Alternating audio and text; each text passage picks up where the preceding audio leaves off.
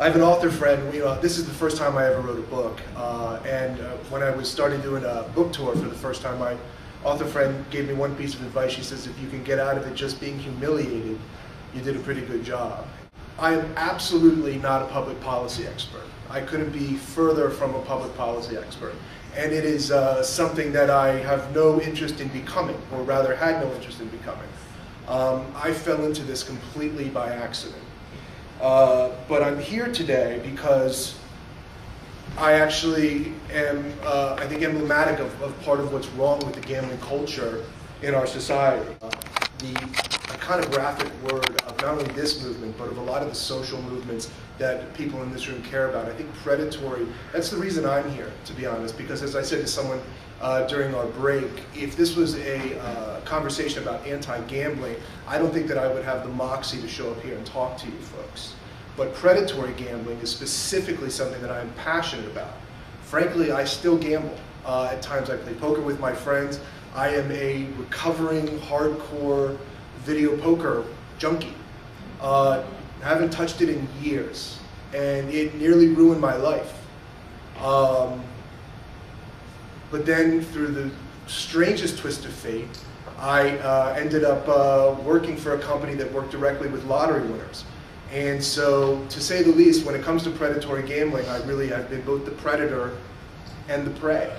And I'm going to try to give you a sense of what both sides of this argument are today. Let me tell you why I wrote this book. I left this lottery company. It was Valentine's Day 2006. I was fired. That's after, for 7 years, basically running this company. I was senior vice president of sales, and I was fired because we finally agreed to disagree. I liked the way I was running the company and thought that the numbers proved themselves, but they had different ideas for what they wanted to do in the future, and they could get someone to do what I was doing for a lot less money. What I always wanted to do with my life, in college I studied film and writing. I was a writer, and I always thought of myself as a raconteur and a storyteller. But because I got involved in gambling so quickly in my life, so early, even though I had all of these plans to move out to Hollywood and start writing screenplays and follow my dream of writing, I owed too much money too quick, and I had to start working like a real person, rather than trying to be interesting for a living. And,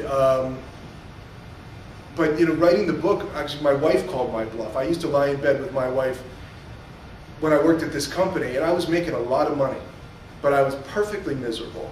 And every day I'd say, God, if I could just leave and write a book, I'd be happy. If I could just leave and write a book, everything would change. And finally my wife got tired of hearing me say it. She said, you know what? Write a book.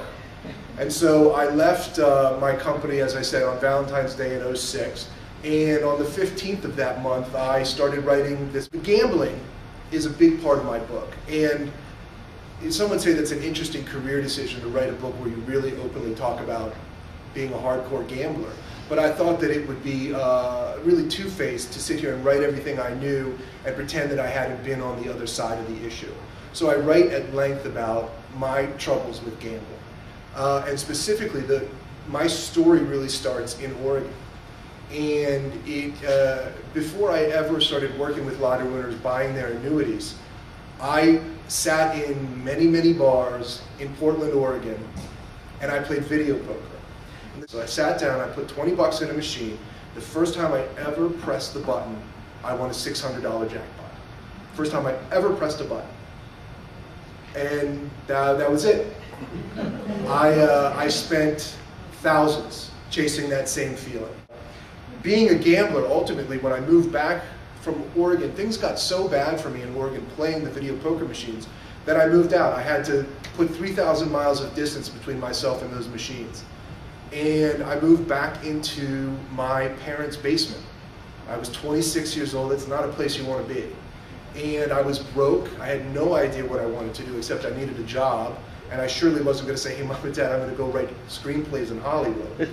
And so one day, through just a crazy circumstance, I knew a woman who knew a guy, and she said, come, let's have a drink. And this guy owned this lottery company. And I had never heard of it, and I imagine even within this room, there are still some people who don't really understand what this industry is.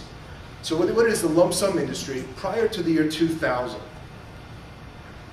those states could give you a lump sum of cash for your lottery win. All the states paid out in an annuity, 20 or 25 years, some 26, but typically 20 or 25 years. So for the purposes of math, you win $1 million, they pay you over 20 years, you're getting a check for 50 grand gross, once a year for 20 years. There's no interest, nothing like that. And what the lump sum industry does is they go out and in essence, the lump sum industry are the subprime lenders to lottery winners.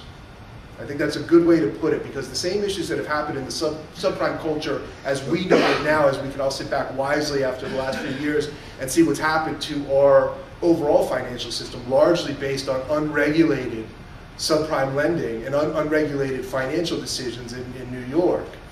We would go out to lottery winners, but just winning, picking the right 6 numbers doesn't make you any smarter on Thursday than you were on Wednesday. And these people had an added burden in that the lottery, you think it's bad now when they're selling a dream before you win. After you win, you become part of the marketing machine. And as part of the marketing machine, the biggest thing that happens is that they take your name and your likeness and they put you on TV with the big check that we all know. And the real question is, Les pointed out, well, what happens after that check? I know a few people have actually tried to cash it, but they take a picture and you're there and it says Ed Ugel won $1 million. But then in the back room, they cut you a check for 50 grand gross, which is really $33,000 net, give or take.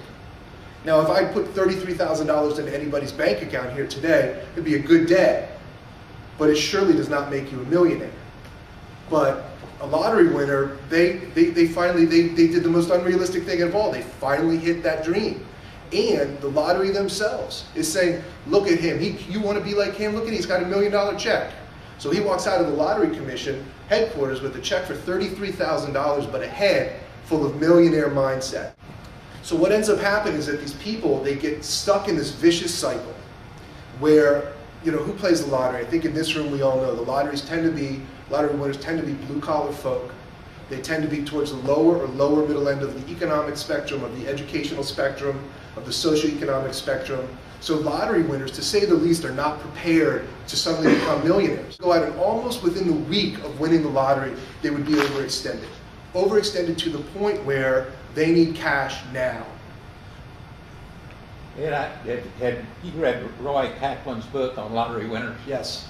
It's a very good book. I'm looking forward to reading your book. But he says that over 90% of the people that went out and bought a new car first that they couldn't afford, 80%, almost 80% bought new homes, and 72% quit their job. That's correct. And I don't see how anybody can be happy if they're not working and making a contribution. Now, a lot of people ended up being real unhappy. Would you repeat the name of the book for everyone? Yeah, it's Roy H. Kaplan, and the name of it. Lottery Winners, How They Won and Winning Changed Their Lives. I imagine there are a few people here that would like to test your theory on not working and being happy. But nonetheless, you're correct. But beyond whether or not they stopped working, what they started to do is they started spending. And when you start spending, there is also one of the demons, the quiet demons of this, is the family and friends. Because the predators come in all shapes and sizes. So what ends up happening is these lottery winners are broke. And it sounds like an oxymoron. How could that be? And on paper, a guy might have 17 payments left of $50,000, and so it is worth $850,000, but that money is out there. So imagine today, if I hand you a check for $50,000, you know what it's worth. It's worth 50 grand.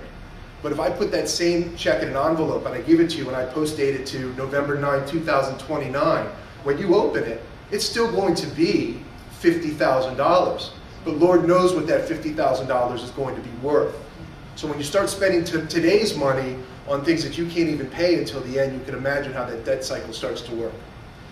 Meanwhile, the industry that I got involved in, what they do is they solve those problems. But there's a middleman.